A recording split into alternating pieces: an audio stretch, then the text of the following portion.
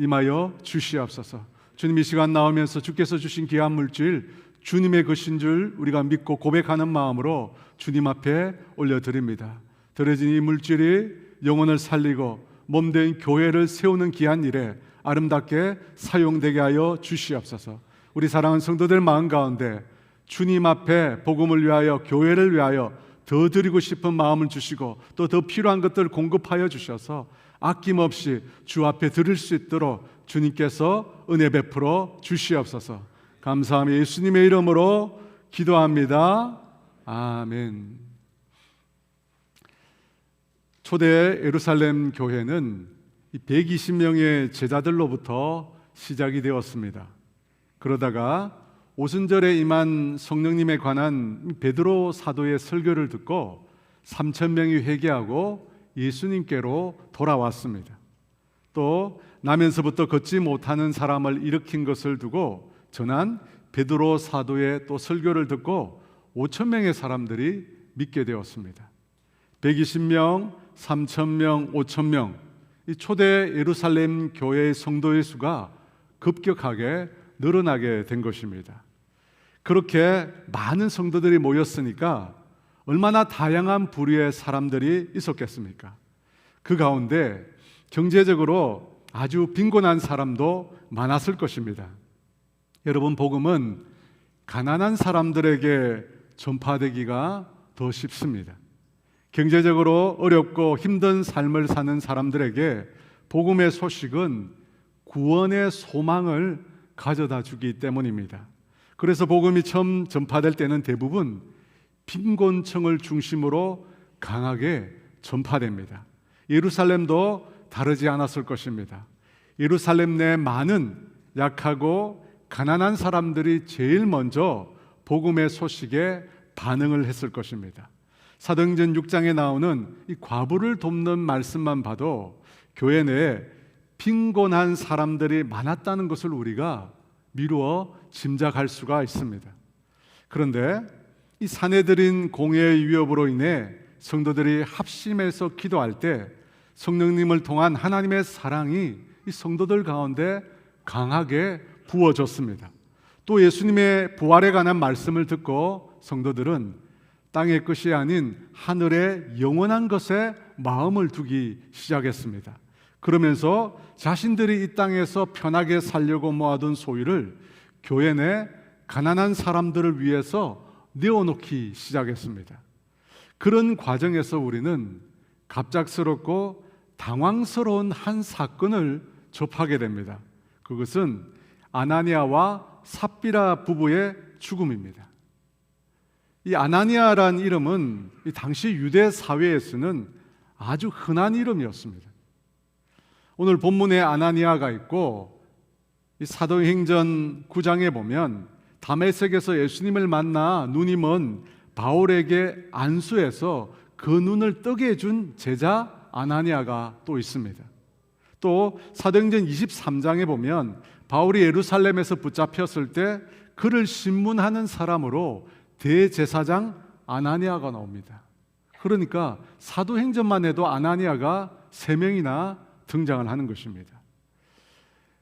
이 아나니아라고 하는 이름의 뜻은 여호와는 은혜로우시다라고 하는 뜻입니다. 우리가 은혜를 많이 사모하잖아요. 그래서 우리말에도 이 은혜 은자가 참 많습니다. 저희 집에도 은미, 은하 다 은혜 은자입니다. 그 외에도 여기 아마 은경, 은영, 은정, 은희, 은숙, 은옥, 은성, 성은, 승은, 주은 많이 있습니다. 혹시 빠지신 분 있나요? 그렇게 많습니다. 그리고 삽비라라고 하는 이 아나니아의 아내의 이름의 뜻은 청옥입니다. 여러분, 우리가 너무나 갖고 싶어하는 이 사파이어라고 하는 보석, 그것을 말합니다. 이 푸른색 빛이 나는 이 보석인데 이 왕관에 들어가는 왕의 보석으로 알려진 아주 희귀하고 너무나 아름다운 보석입니다. 이런 아름다운 이름을 가진 이 아나니아와 삽비라 부부가 죽임을 당하는 일이 일어납니다. 왜 어떻게 이 부부가 죽임을 당하게 되었을까요? 또 그것이 우리에게 주는 이 교훈은 무엇일까요? 1절과 2절 말씀입니다. 아나니아라 하는 사람이 그의 아내 삽비라와 더불어 소유를 팔아 그 값에서 얼마를 감춤해 그 아내도 알더라. 얼마만 가져다가 사도들의 발 앞에 두니. 이 사도들이 전한 예수님의 부활에 관한 말씀을 듣고 초대 교회 내 많은 성도들이 큰 은혜를 입었습니다. 예수님께서 죽음을 이기고 부활하심으로 인해 예수님을 믿는 자신들도 예수님처럼 부활하게 될 것을, 부활의 생명을 얻게 될 것을 깨닫게 된 것입니다. 그러자 성도들은 주님께서 베푸신 그 은혜에 자신들도 응답하는 삶을 보여주고 싶었습니다. 그 중에 이 디아스포라 유대인이었던 바나바라 하는 요셉은 예루살렘 주변에 사두었던 자신의 무덤 용지를 팔아서 그 값을 제자들 앞에 가지고 왔습니다. 그뿐만 아니라 여기저기에서 성도들이 자신의 집과 밭을 팔아서 그 값을 제자들에게 가져왔습니다. 그 소식을 들은 이 아나니아와 삽비라 부부도 자신의 소유를 드리고 싶었습니다. 왜냐하면 이 부부의 사는 형편이 괜찮았거든요. 그래서 그들도 가난한 교회 성도들을 돕고 싶었습니다. 여러분, 그것이 시작이었습니다. 하나님께서는 당신의 일을 행하실 때 특징이 있습니다. 그것 중 하나는 하나님께서는 사람을 통해서 일하신다는 것입니다. 하나님께서 직접적으로 일하실 때도 있지만 많은 경우에 어떤 사람을 하나님께서 당신의 동력자로 부르셔서 하나님께서 당신의 그 일을 그 사람에게 맡겨서 행하게 하십니다. 그때 하나님께서 부르시는 그 사람의 마음속에 하나님이 원하시는 뜻을 하나님께서 불어넣으십니다. 빌립보서 2장 14절에 이렇게 말합니다. 너희 안에서 행하시는 이는 하나님이시니 자기의 기쁘신 뜻을 위하여 너희에게 소원을 두고 행하게 하시나니. 하나님께서 원하시는 뜻을 행할 때 특정한 사람에게 그 마음의 소원을 갖게 하셔서 그 일을 행하게 하신다는 것입니다. 초대 예루살렘 교회 내 어렵고 궁핍한 성도들이 많았다고 했습니다. 그것을 많은 성도들이 보고 있었고 또 알고 있었습니다. 그런데 성령님께서 초대 예루살렘 교회 성도들에게 충만히 임하시고 그들이 예수님의 부활에 관한 말씀을 들으면서 큰 은혜를 받게 되었습니다. 그러면서 그 가난한 성도들을 물질적으로 돕고 싶다 하는 마음을 가진 분들이 많이 생겨나게 되었다는 것입니다. 그 중에 아나니아와 삽비라가 있었던 것입니다. 그들이 자신의 땅을 팔아서 그 어려운 성도들을 돕겠다라고 생각한 것은 그들 자신에게서 나온 생각이 아니었습니다. 하나님께서 성령님을 통해서 그들의 마음에 주신 생각이었습니다. 하나님께서 성령님을 통해서 그들의 마음에 그런 소원을 주셨다는 것입니다. 사랑하는 여러분, 이 말씀을 보면 처음부터 이 아나니아와 삽비라 부부가 죽을 사람들은 아니었던 것입니다. 그 시작부터 그들이 악한 사람이었고 심판받아야 마땅할 사람이었다면 여러분, 이 사건은 우리에게 별다른 의미가 없습니다. 그런데 이분들은 사실 우리와 너무나 비슷한 사람들입니다. 왜냐하면 우리도 은혜 받고 성령 충만 받을 때 하나님께서 우리 마음에 주시는 소원이 있잖아요. 다니엘 기도에도 우리가 말씀의 은혜를 받으니까 뭔가 주님을 위해서, 복음을 위해서, 주님의 몸된 교회를 위해서 무언가 하고 싶은 마음의 소원이 생기잖아요. 여러분, 똑같습니다. 이 아나니아와 삽비라 부부도 하나님께서 그들에게 주신 마음의 소원이 있었다는 것입니다. 자신이 가진 소유로 교회 내에 있는 가난한 사람들을 그들도 돕고 싶었던 것입니다. 다시 1절과 2절 말씀입니다. 아나니아라는 사람이 그의 아내 삽비라와 더불어 소유를 팔아 그 값에서 얼마를 감춤해 그 아내도 알더라. 얼마만 가져다가 사도들의 발 앞에 두니. 아나니아가 그 아내 삽비라와 함께 하나님이 그들에게 주신 마음의 소원을 따라 자신의 소유를 팔았습니다. 가난한 성도들을 도와야 하겠다는 순수한 마음에서 시작을 했습니다. 그런데 그 값에서 얼마를 감추었다고 합니다. 왜 땅을 판 값 얼마를 감추었을까요? 이 감추었다라고 하는 말은 이 헬라어로 노스피조라고 하는 단어입니다. 그런데 이 단어가 구약의 한 인물에도 동일하게 사용이 되었습니다. 히브리어로 된 이 구약 성경을 헬라어로 번역한 성경이 70인경인데 그 성경에 보면 이 노스피조라고 하는 이 단어를 아간이라는 사람의 행동에 동일하게 사용을 했습니다. 여러분, 아간이 누굽니까? 여호수아 7장에서 이스라엘 백성들이 여리고 성을 점령할 당시 여리고 사람들의 그 어떤 물건도 손대지 말라라고 하는 하나님의 명령을 어긴 사람이 바로 아간입니다. 그 아간으로 인해서 이스라엘이 그 다음 전투인 아이성 전투에서 패하지 않습니까? 여호수아 7장 20절 21절에 이렇게 말합니다. 아간이 여호수아에게 대답하여 이르되 참으로 나는 이스라엘의 하나님 여호와께 범죄하여 이러이러하게 행하였나이다. 내가 노력한 물건 중에 시날산의 아름다운 외투 한 벌과 은 200세겔과 그 무게가 50세겔 되는 금덩이 하나를 보고 탐내어 가졌나이다. 보소서 이제 그 물건들을 내 장막 가운데 땅 속에 감추었는데 은은 그 밑에 있나이다 하더라. 땅 속에 감추었다고. 아간이 여리고에서 시날산의 아름다운 외투 한 벌과 은 200세겔과 그 무게가 50세겔 나가는 금덩이 하나를 보고 탐내어서 그것을 가져다가 자신의 장막 가운데 땅 속에 감추었다고 합니다. 자신이 훔친 물건을 아무도 모르게 하려고, 그렇죠, 아무도 그 사실을 모르게 하려고 땅 속에 감춘 것입니다. 그런데 그 아간의 행동과 오늘 본문의 아나니아의 행동이 똑같다는 겁니다. 그래서 성경은 도스피조라고 하는 동일한 단어를 사용한 것입니다. 아나니아도 자신이 판 땅값의 일부를 아무도 모르게 하려고 깊이 감춘 것입니다. 왜 감추었을까요? 왜 숨기려고 했을까요?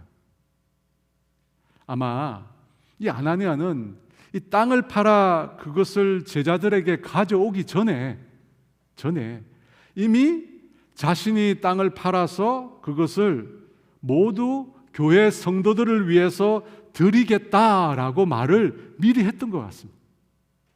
땅을 팔기 전에 이미 그 땅 전부를 팔아서 다 바치겠다 말을 했다는 것입니다. 그런데 막상 그 소유를 팔아서 돈이 자신의 수중에 들어오니까 그 마음이 변하게 된 겁니다. 우리가 흔히 하는 말로 있잖아요. 사람이 화장실 들어갈 때 마음하고 나올 때 마음이 다르다고 하잖아요. 그처럼 막상 돈을 지니까 이 아나니아의 마음이 달라진 것입니다. 그래서 어떻게 합니까? 아무도 모르게 자신의 장막에 땅을 파고 훔친 물건을 깊이 숨기고 그 위를 다시 흙으로 덮어버린 아간처럼 아나니아도 아무도 모르게 그 땅 판값 얼마를 감춘게 된 것입니다. 여러분, 저는 처음부터 아나니아가 그 땅 값의 얼마를 감추려고 했다 그렇게 생각하지 않습니다. 그럴 사람이었다면 애당초 자신의 소유를 팔지도 않았을 것입니다. 처음에는 순수한 마음으로 성도들을 돕고 싶었던 것입니다. 자신은 먹고 사는 것에 부족함이 없으니까 자신의 소유 중 그 땅 판값 전부를 다 드려도 되겠다 생각했다는 것입니다. 그래서 제자들 앞에 나가서 내가 땅을 팔아서 여기에 가져오겠다고 미리 말을 했던 것입니다. 그런데 막상 땅을 팔고 난 후에 돈이 들어오니까 마음이 바뀐 것입니다. 처음 그가 가졌던 마음의 소원을 지키지 못한 것입니다. 성령 충만 받고 부활의 말씀을 통해서 은혜를 받았을 때 그때 경험했던, 그때 하나님이 주셨던 그 감동을 지키지 못했던 것입니다. 그래서 일부를 감추게 된 것입니다. 여러분, 우리가 이것을 통해서 배울 수 있는 첫 번째 교훈은 하나님께서 처음 우리에게 주신 그 마음의 소원을 우리가 지켜야 한다는 거예요. 하나님께서 당신의 일을 행하실 때 특정한 사람의 마음에 소원을 두고 행하신다고 하셨습니다. 그때 그 사람에게 그 마음의 소원이 주어졌을 때 여러분, 그 사람에게는 분별이 필요합니다. 왜냐하면 자신이 가진 생각이, 자신이 지금 들은 이 말씀이 하나님께로부터 온 것일 수도 있고, 그저 내 생각일 수도 있고, 아니면 마귀가 준 생각일 수도 있잖아요. 그래서 우리 마음에 뭔가 소원이 들어올 때 우리는 그것을 먼저 분별할 수 있어야 합니다. 분별하지 않으면 여러분, 잘못된 판단을 내릴 수가 있습니다. 그래서 이 젊은 사람들이 제일 많이 하는 이 실수가 뭐냐면, 하나님의 뜻이라는 감동을 받았다면서 저하고 결혼해 주시지 않겠습니까? 그런 말을 참 많이 하잖아요. 제대로 알지도 못하면서, 처음 봤으면서 하나님이 말씀해 주셨다고, 저와 결혼해 달라고 그런 말을 합니다. 솔직히 저도 그런 말 많이 들었어요. 그런 말 들으면요, 등골이 오사갑니다. 여러분, 우리가 분별해야 합니다. 분별의 방법은 뭐죠? 하나님께 묻는 것이죠. 이것이 과연 하나님께서 주신 것인지 아닌지를 하나님께 물어야 합니다. 그리고 명확한 대답이 하나님께로부터 와야 합니다. 오지 않으면 어떻게 해요? 하나님 주신 게 아니에요. 아무리 저 사람이 나와 결혼하겠다고 해도 나한테 하나님께서 명확하게 말씀하시지 않으면 하나님이 주신 게 아니라는 겁니다. 그래서 기드온이 양털을 가지고 자신이 과연 이스라엘을 구원할 자인지를 2번씩이나 하나님께 물었던 것입니다. 한 번은 어떻게 합니까? 이슬이 양털에만 있고 그 주변 땅이 마르도록 구했습니다. 하나님께서 그렇게 응답하시자 다시 한번 양털만 마르고 그 주변 땅에 이슬이 있도록 또다시 구했습니다. 하나님께서 또다시 응답하자 기드온은 비로소 자신을 사사로 부르신 것이 하나님의 뜻임을 확신하게 된 것입니다. 여러분, 이처럼 우리에게 분별이 필요합니다. 그런데 여러분, 많은 경우에 있어서 하나님께서 우리 마음에 감동을 주실 때, 우리 마음에 소원을 주실 때, 그때는 제일 처음 말씀하신 것이 맞을 때가 많습니다. 왜냐하면 하나님은 우리처럼 숨기지 않으시거든요. 하나님은 아주 투명하고 막힘이 없는 분이십니다. 그래서 말씀하실 때 제일 먼저 그냥 말씀하세요. 뭐 절차와 단계를 밟아서 3번째, 4번째 이렇게 말씀하는 분이 아니세요. 직접적으로 우리에게 분명하게 말씀하실 때가 많다는 겁니다. 민수기 22장에 보면 이 모압 왕 발락이라고 하는 인물이 나옵니다. 이 발락은 가나안 땅을 향해 가고 있는 이 이스라엘 백성을 저주하기 위해서 당시에 아주 유명한 예언가였던 발람이라고 하는 사람을 부르러 사람들을 보냅니다. 이 모압 장로들과 이 미디안 장로들의 손에 복채를 쥐어주면서 발람을 불러오라고 합니다. 그 사람들이 발람의 집에 도착해서 모압 왕 발락의 말을 전했을 때 발람은 그 사람들에게 이렇게 말합니다. 그날 밤은 유숙하라고 말을 하면서 하나님께서 내게 주시는 대로, 하나님께서 내게 말씀하시는 대로 너희에게 대답하겠다고 합니다. 여러분, 그 대답이 무엇입니까? 민수기 22장 12절인데 하나님이 발람에게 이르시되 너는 그들과 함께 가지도 말고 그 백성을 저주하지도 말라. 그 백성은 복을 받은 자들이니라. 하나님께서 발람에게 말씀하셨어요. 가지도 말고 저주하지도 말라. 여러분, 이것이 하나님의 말씀입니다. 하나님의 뜻입니다. 그래서 발람이 어떻게 합니까? 그 제안을 일거에 거절합니다. 그러자 모압 왕 발락은 더 신분이 높은 신하들과 더 많은 것을 가지고 또다시 발람에게 사람을 보냅니다. 그때 발람이 어떻게 합니까? 하나님이 뜻이니까 더 이상 말해도 아무 소용이 없다 이렇게 말하지 않고 하나님께 또 물어보겠다고 합니다. 여러분, 물어보냐 마나 마찬가지잖아요. 하나님께서 그들과 함께 가지 말라고 했잖아요. 그 백성 이스라엘을 저주하지 말라고 했거든요. 그 백성은 복을 받은 사람이에요. 근데 발락이 왜 보냈어요? 그 백성을 저주하라고 자신을 보낸 거거든요. 답은 뻔한 겁니다. 그런데 발람은 어떻게 합니까? 또다시 하나님께 묻게 됩니다. 그리고 아침 일찍 일어나서 나귀를 타고 모압 왕 발락에게 가고자 합니다. 그때 어떤 일이 일어납니까? 나귀가 3번씩이나 그 주인 발람에게 반항을 합니다. 나중에는 발람이 채찍으로 나귀를 때리니까 나귀가 입을 열어 말을 합니다. 왜 때리느냐? 그러면서 발람의 영이 눈이 열려서 그를 가로막고 죽이려고 하는 여호와의 사자를 보게 됩니다. 여러분, 무슨 말입니까? 하나님은 대부분 첫 번째 말씀하신다. 첫 번째 말씀이에요. 우리가 그것을 받아들이지 않으니까 어떻게 해요? 묻고 또 다른 뜻이 없는 거 계속 묻는 거예요. 그러나 사실은 하나님께서 첫 번째 말씀. 여러분, 솔직히 여러분 지금까지 신앙생활을 해오면서 그것을 경험하지 않으셨습니까? 특별한 경험을 제외하고 거의 처음에 하나님은 말씀합니다. 처음 하나님께서 하신 말씀이 하나님의 뜻이라는 겁니다. 그러므로 처음 주신 마음의 소원을 우리가 지켜야 합니다. 그것이 명확하게 하나님께로부터 온 것이 아니다라고 하는 확신이 없다면 여러분 처음 나에게 주신 그걸 지켜야 돼요. 오래전에 다니엘 기도의 강사로 시골 교회 목사님이 한 분 오신 적이 있습니다. 이 시골 교회 목사님이니까 나이가 대부분 많을 거라고 생각하는데 이분은 특이하게 아주 젊은 분이셨어요. 대학교 때 이 농촌 선교를 다니다가 그곳에 하나님이 부르심이 있다라고 깨닫고 일찍 시골 목회를 시작한 겁니다.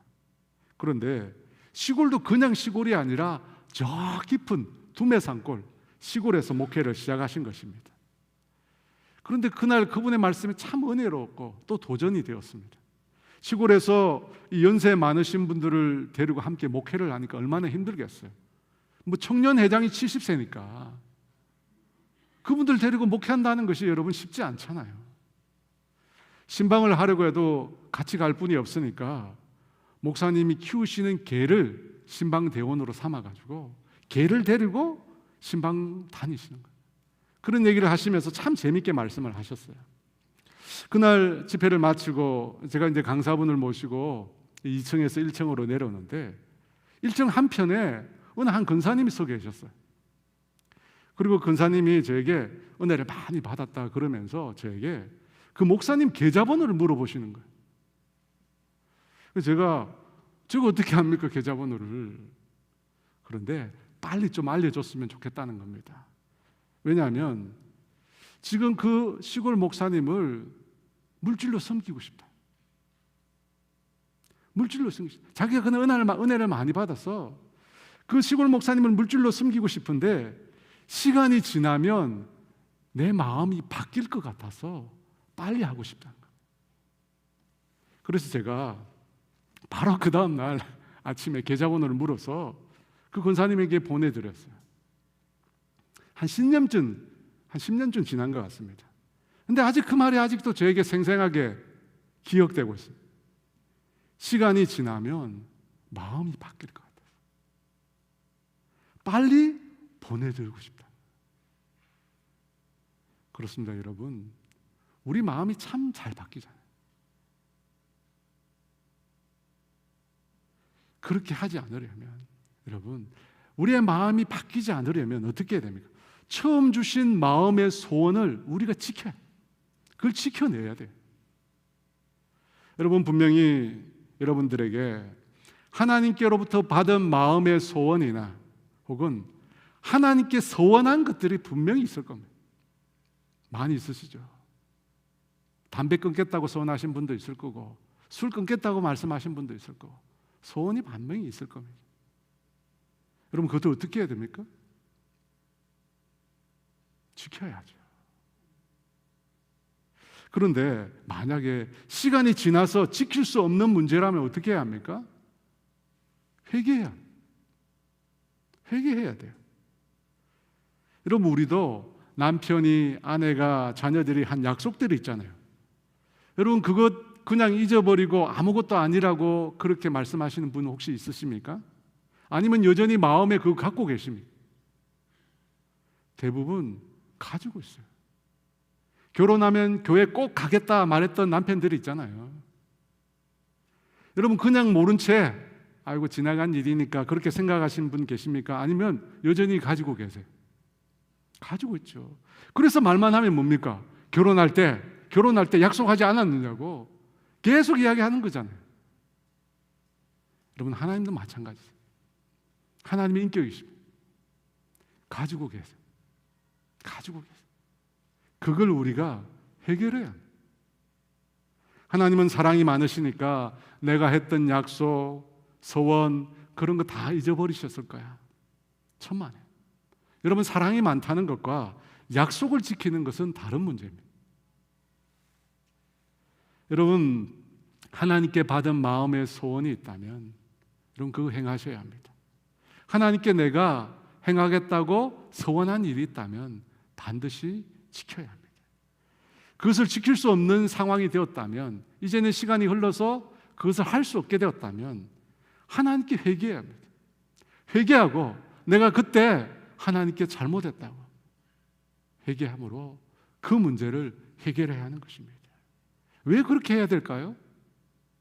3절과 4절 말씀입니다. 3절과 4절 베드로가 이르되 아나니아여 어찌하여 사탄이 내 마음에 가득하여 내가 성령을 속이고 땅값 얼마를 감추었느냐. 땅이 그대로 있을 때에는 내 땅이 아니며 판 후에도 내 마음대로 할 수 없더냐. 어찌하여 이 일을 내 마음에 두었느냐. 사람에게 거짓말한 것이 아니요 하나님께로다. 분명 아나니아는 하나님께로부터 큰 은혜와 감동을 그날 받았습니다. 땅을 팔아 그것을 다 가난한 사람들에게, 그 값을 다 가난한 사람들에게 드려야겠다는 마음의 소원을 가졌습니다. 그렇게 드려도 그에게는 부족함이 전혀 없습니다. 하지만 아나니아는 그 처음 마음을 지키지 못했습니다. 그래서 땅값 일부를 감추었습니다. 아무도 모를 것이라고 생각했습니다. 그런데 베드로 사도가 그걸 알고 있었습니다. 성령님의 지혜로 이 아나니아의 마음을 베드로가 꿰뚫어 본 것입니다. 그러면서 4절 앞부분에 이렇게 말합니다. 땅이 그대로 있을 때에는 내 땅이 아니며 판 후에도 내 마음대로 할 수 없더냐. 무슨 말입니까? 사도들 앞에 자기 소유를 가져오는 것은 결코 강제적인 일이 아니라는 것입니다. 얼마를 가져오느냐 그렇게 중요한 문제가 아니라는 것입니다. 마음대로 결정할 수 있는 문제라는 것입니다. 그런데 아나니아는 전부를 가져오겠다고 말을 했고 그 말대로 전부를 가져왔다고 그 순간에 또 말을 한 것입니다. 앞서서 전부를 가져오겠다고 말을 했고 또 베드로 앞에 와서도 전부를 가져왔다고 말을 하면서 그 판값을 내밀었던 것입니다. 그래서 거짓말을 하게 된 것입니다. 왜 그가 전부를 가지고 오지 않았으면서도 전부를 가져왔다고 거짓말을 했을까요? 그것은 더 큰 감동을 사람들에게 주기 위해서였고 사람들로부터 더 큰 칭찬과 영예를 얻고 싶어서입니다. 여러분 금액과 상관없이 땅값의 10%, 20% 가져왔다는 말과 전부를 다 가져왔다는 말은 엄연히 다릅니다. 여러분 그렇지 않습니까? 뉘앙스가 완전히 달라요. 많고 적음을 떠나서 전부를 다 드렸다. 엄청난 희생을 말합니다. 예수님도 전부를 다 드렸기 때문에 2렙돈을 드린 과부를 칭찬하셨잖아요. 아나니아와 삽비라도 그 영예를 얻고 싶었던 거예요. 전부를 다 드렸다. 전부를 다 드렸구나. 정말 대단하다. 라고 하는 말을 사람들로부터 듣고 싶었다는 것입니다. 그러면 땅 판값 전부를 다 드리면 되잖아요. 드리면 되는데 막상 땅을 팔고 나니까, 돈을 받고 나니까 그 돈이 아까운 거예요. 전부를 드렸다 하는 칭찬과 이 영예는 얻고 싶은데 그 돈이 아까운 거예요. 그래서 일부는 감추고 마치 전부를 다 드리는 것처럼 사도들에게 그 판값을 가져온 것입니다. 여러분 제가 이 처음 주신 마음의 소원을 지키라고 했잖아요. 지키라고 했어요. 왜 그렇습니까? 우리 마음을 지키기가 매우 어렵기 때문에. 여러분도 경험하시지만 우리 마음이요, 아침 저녁이 아니라 수시로 바뀝니다. 수시로. 처음 받았던 은혜와 감동이 너무나 쉽게 바뀐다는 겁니다. 여러분, 어제 말씀 듣고 기도했던 그 감동 지금 잘 간직하고 계시죠? 바뀌어요. 순식간에 다 달아나 버려요. 물론 바뀔 수 있죠. 우리가 뭐 하나님이 아니잖아요. 바뀔 수 있어요. 사도 베드로가 말한 것처럼 땅을 팔기 전에도 너 땅이고 판 후에도 내 마음대로 할 수 있는 거예요. 그럼에도 문제는 단순 변심이 아니라 그 마음이 변질되었다는 거예요. 그 마음이 변질되어 버렸어요. 그 순수했던 마음, 사람을 섬기겠다, 어려운 형편에 있는 사람들을 섬기겠다라고 하는 그 마음이 변질되었다는 겁니다. 어떤 변질이었습니까? 분명 처음부터 속이려 했던 건 아니에요. 성령 충만 받고 그들도 은혜 충만한 예루살렘 성도들이었습니다. 이웃과 가난한 사람들을 돕고 싶었어요. 그 이름의 뜻처럼 너무나 귀하고 아름다운 분입니다. 그런데 땅을 팔고 나고 돈이 들어오니까 마음이 달라진 것입니다. 왜 그렇습니까? 그 하나는 물질에 대한 탐욕이 그들에게 있었기 때문에, 여전히 포기하고 싶지 않는 물질에 대한 욕망이 그들에게 있었던 것입니다. 그걸 내려놓기가 어려웠어요. 그래서 땅 값을 받고 난 다음에 고민이 생겼습니다. 약속한 대로 줘야 되나? 아니면 다른 방법이 없을까? 막 고민하기 시작했습니다. 그런데 그 물질에 대한 탐욕 외에도 다른 사람들로부터 칭찬과 영예를 얻고 싶었습니다. 인정의 욕망이 있었던 거죠. 아나니아 삽비라 정말 대단하구나. 정말 전부를 저렇게 바치는 사람이라니 참 그동안 몰랐네. 그런 얘기를 그들이 듣고 싶었던 거예요. 여러분, 이 명예욕, 인정의 욕구는 땅값의 100%를 다 들을 때 최고조에 이르는 겁니다. 여러분 그렇지 않아요? 10%, 20%는 안 돼요. 다 들였다 이럴 때 최고조로 그 욕망이 충족되는 거예요. 이 두 가지 욕망이 그들에게 다 있었던 겁니다.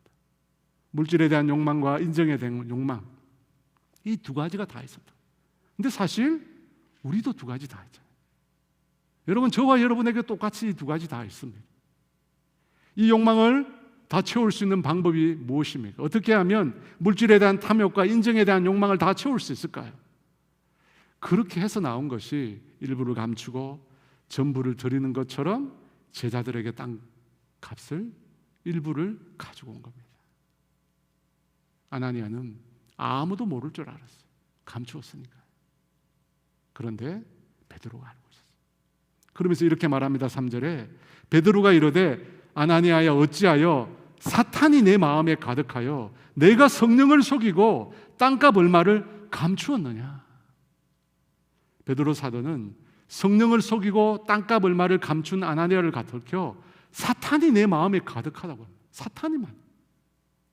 이 가득하다는 말은 성령의 충만을 말할 때 그 충만과 같은 말이에요.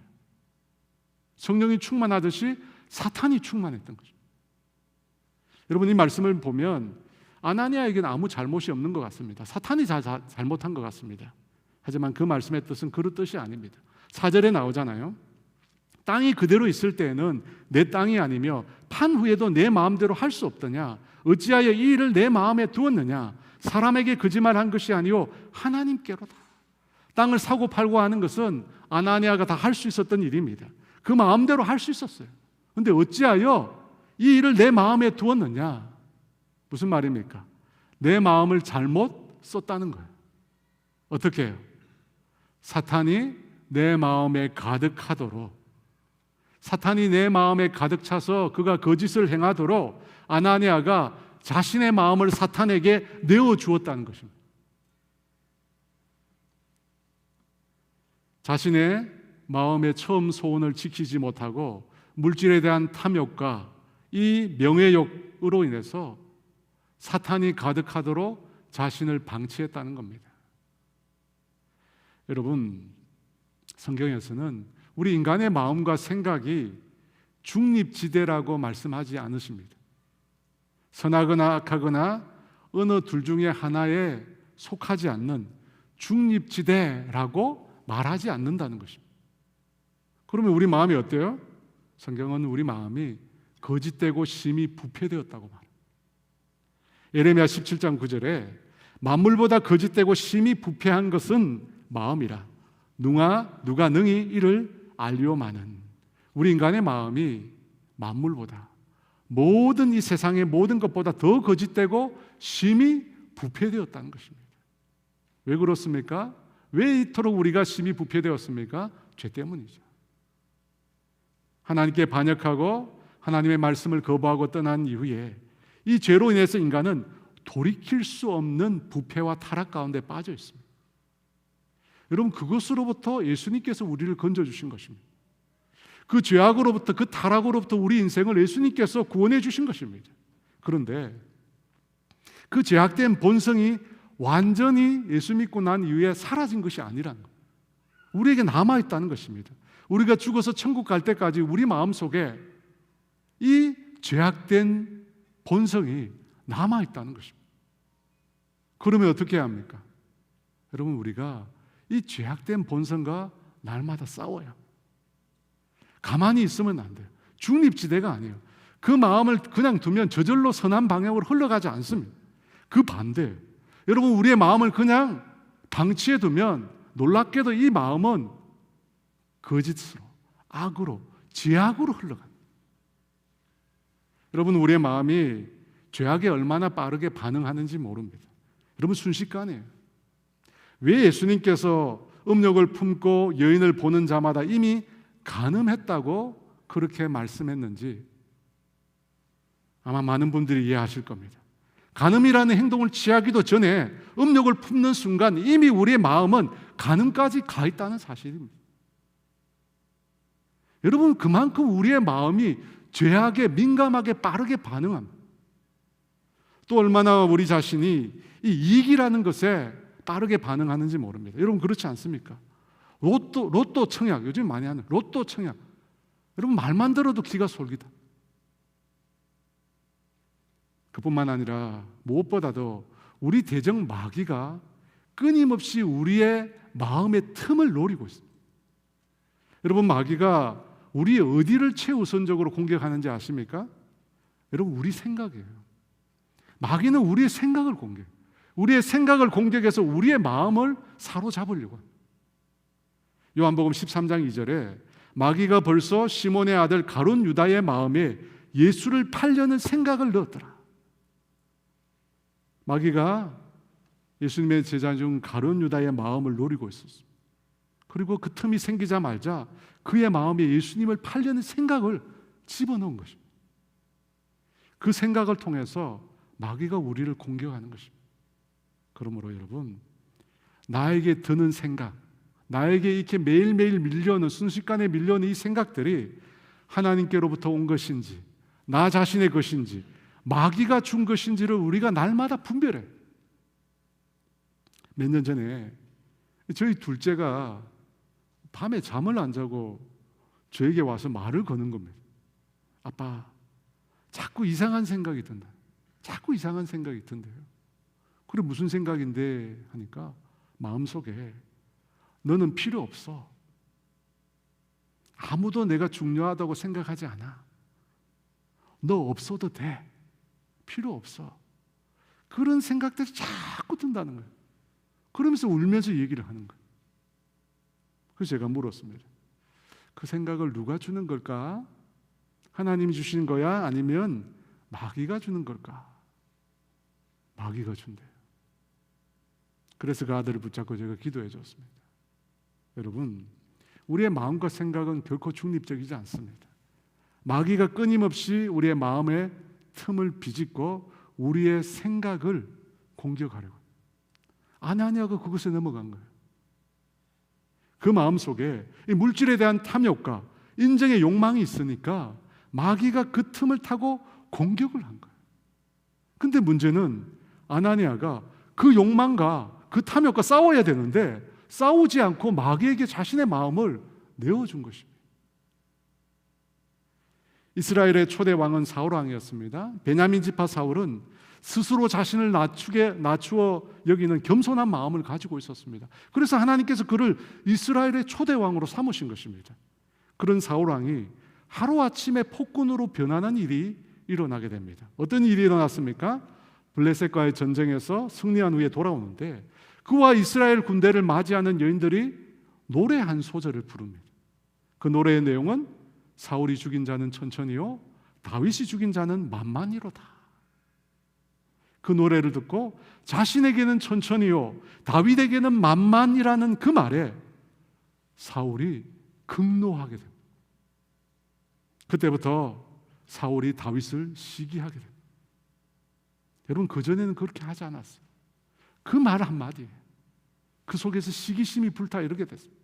그리고 바로 그 다음날 어떤 일이 일어납니까?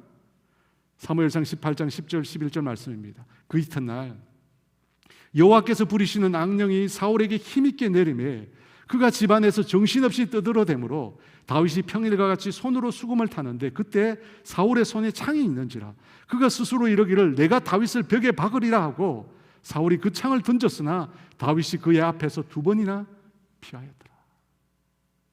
사울에게 악령이 내렸다. 사울 왕의 마음에 생긴 이 시기라고 하는 틈을 타고 마귀가 역사하기 시작한 것입니다.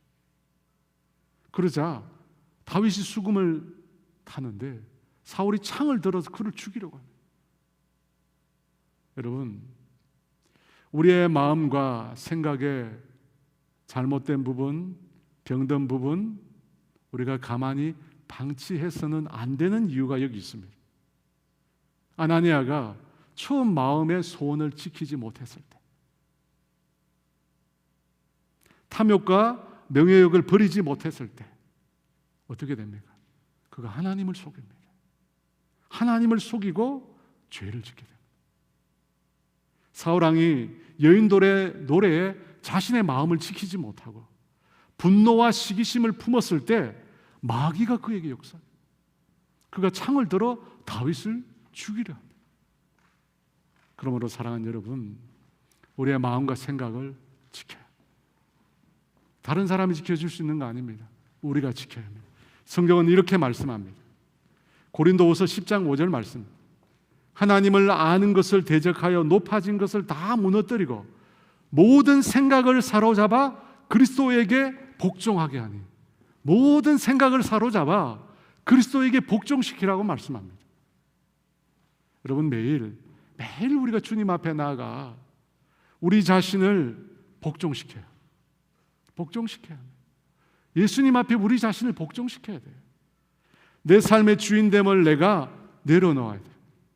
내 욕망 주님 앞에 다 내려놓아야 돼요.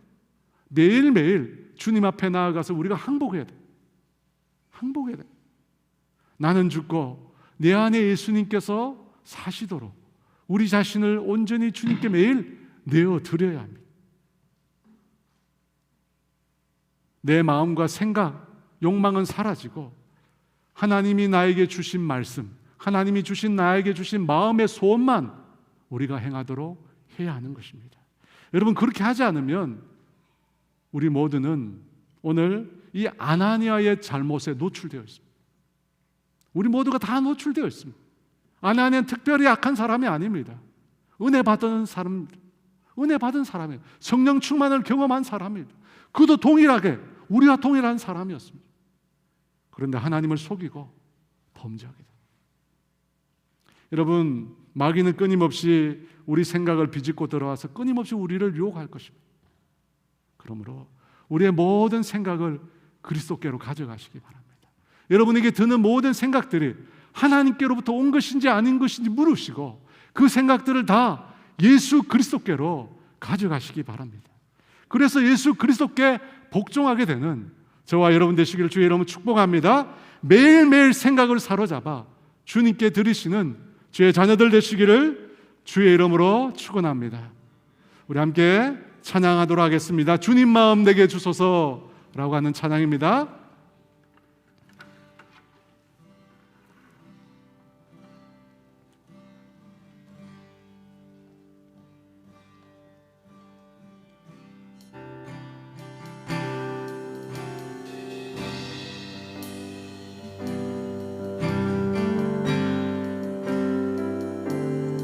보소서 주님 나의 마음을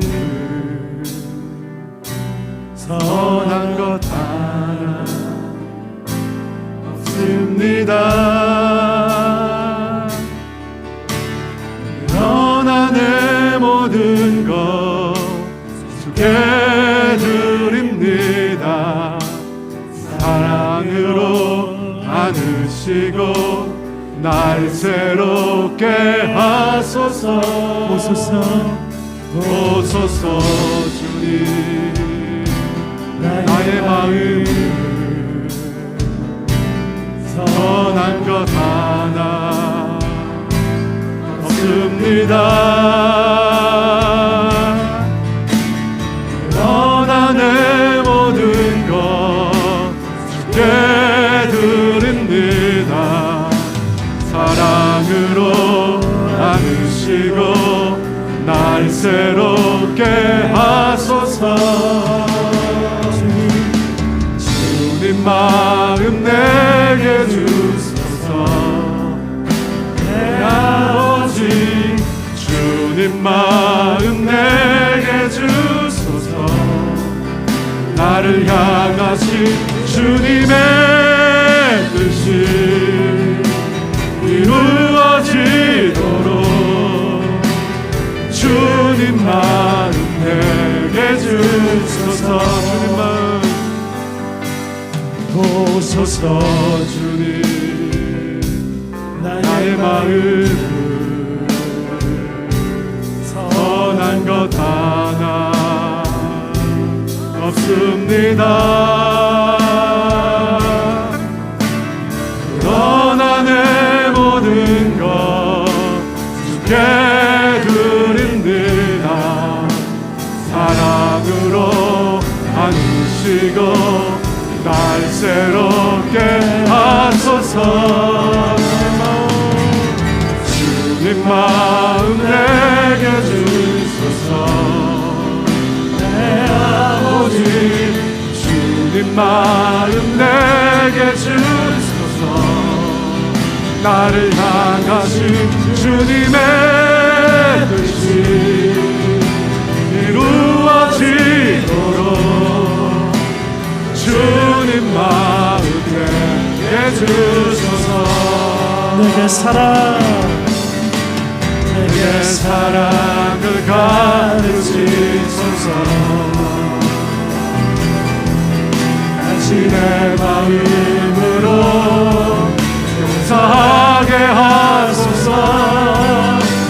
주의 성령 내게 채우사 주의 길 가게 하소서.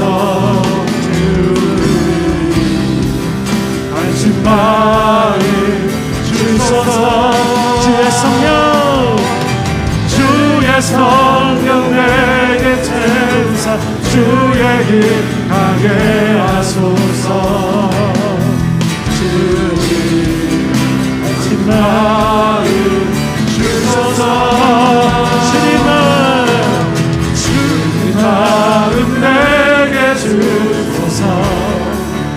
내 아버지 주님 마음 내게 주소서. 나를 향하신 주님의 뜻이 이루어지도록 주님 마음 내게 주소서.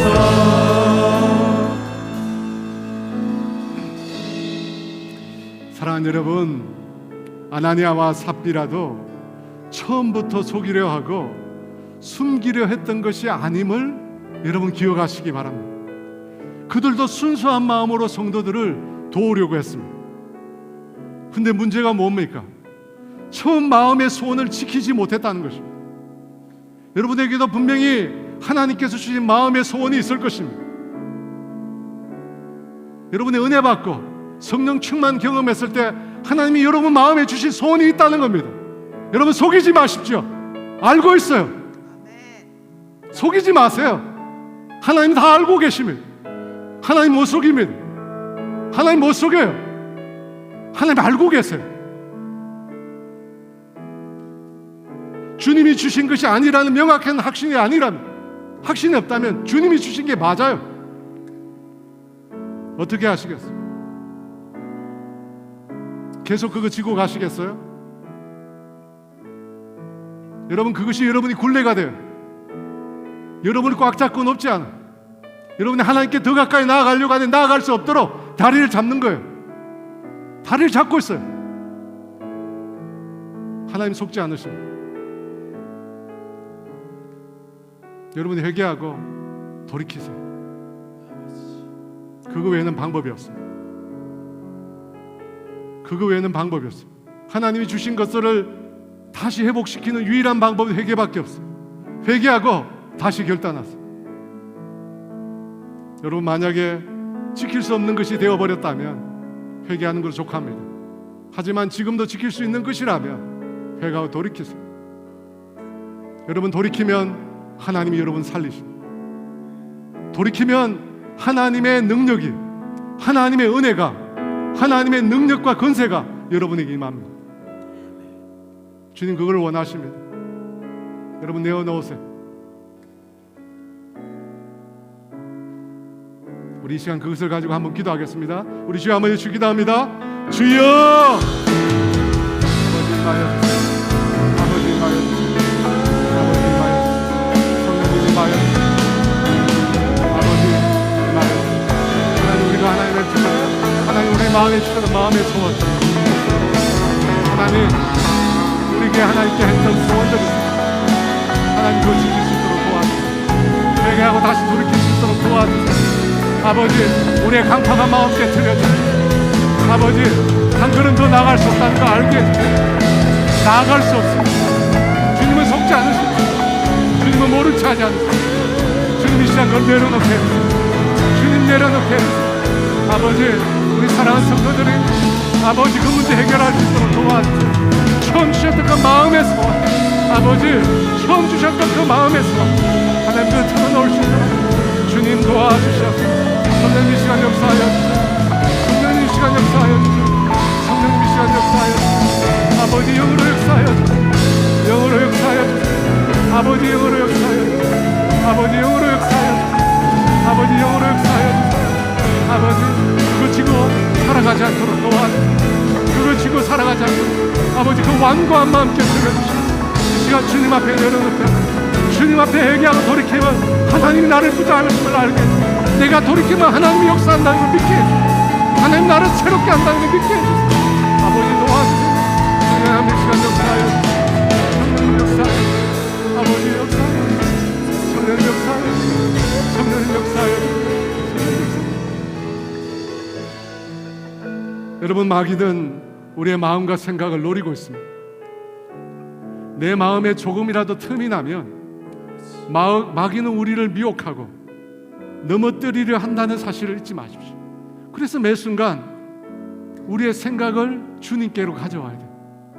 여러분에게 밀려오는 생각 방치하지 마시고요. 그 생각을 주님께 가져오세요.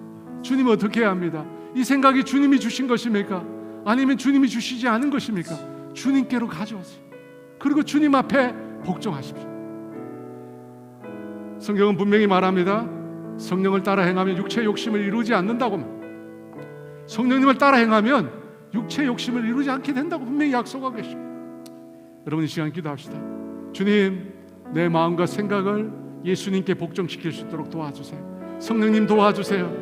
내가 내 욕망이 아니라 하나님의 뜻을 따라 살아갈 수 있도록 은혜를 베풀어 달라고. 매일 매 순간 주님께로 나올 수 있도록 은혜를 달라고. 우리 주여 한번 기도합니다. 주여, 임하여 주세요. 아버지 임하여 주세요. 거룩한 영으로 임하여 주세요. 아버지 임하여 주세요. 아버지 임하여 주세요. 아버지 임하여 주세요. 성령님 임하여 주세요. 성령님 역사하여 주세요. 아버지 새롭게 하여 주세요. 아버지 새롭게 하여 주세요. 아버지 임하여 주세요. 충만히 임하여 주세요. 아버지 임하여 주세요. 아버지 영으로 임하여 주세요. 내 마음과 생각을 하나님 내게 주소서.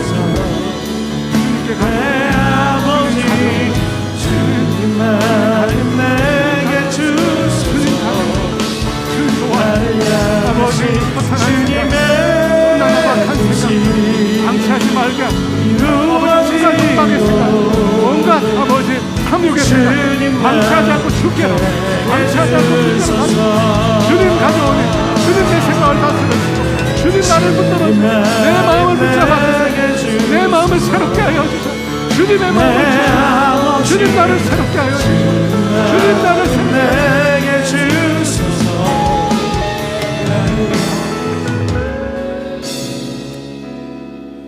하나님 아버지, 이 시간 주 앞에 우리가 지키지 못했던 마음의 소원들, 주님 앞에 결단했던 소원들, 주님 이 시간에 회개하였습니다. 주님 말씀하셨습니다. 너희가 회개하면 내가 그 죄를 기억도 하지 않는다고 말씀. 동이 서에서 먼 것처럼 우리 죄악을 멀리 하신다. 너희 죄가 주홍 같을지라도 눈과 같이 희어질 것이라고 말씀하셨습니다. 하나님 이 시간 우리 가운데 주님께로부터 용서받았음을, 주님이 나의 모든 그 죄악을 용서하셨음을 확신할 수 있도록 은혜를 주세요. 하나님의 사랑을 부어주세요. 하나님의 그 아가페의 사랑, 그 사랑을 우리에게 부어주셔서 그래서 우리의 심령이 회복되게 해주세요. 그동안 하나님 그것이 내 삶의 짐이 되어서 굴레가 되어서 나를 붙잡고 있었는데 주님 이 시간 그것으로부터 자유케 하여 주시옵소서. 우리를 새롭게 하여 주시옵소서. 하나님 끊임없이 우리에게 밀려오는 끝없는 음욕과 탐욕과 죄악된 욕망들, 하나님 내가 이제는 방치하지 않겠습니다. 그 모든 생각을 붙잡아 그리스도께로 가져오겠습니다. 예수님의 십자가 앞으로 가져오겠습니다. 주님 우리를 새롭게 하여 주시옵소서. 성령 하나님 우리를 붙잡아 주시옵소서. 주님의 마음을 품고 주님의 뜻대로 주님이 기뻐하시는 삶을 향하여 달려가기를 원합니다. 주님 은혜를 베풀어 주시옵소서. 아멘. 지금은 우리 주 예수 그리스도의 은혜와 하나님의 다함이 없는 사랑하심과 성령님의 교통하심과 인도하심과 위로하심, 오늘 새롭게 결단하고 모든 생각을 사로잡아 그리스도께로 가져오기를 결단하는 사랑하는 성도들 위해 이제로부터 영원토록 함께 하시기를 간절히 축원하옵나이다. 영원하신 주님, 위대하신 주님, 찬양하세 경배하세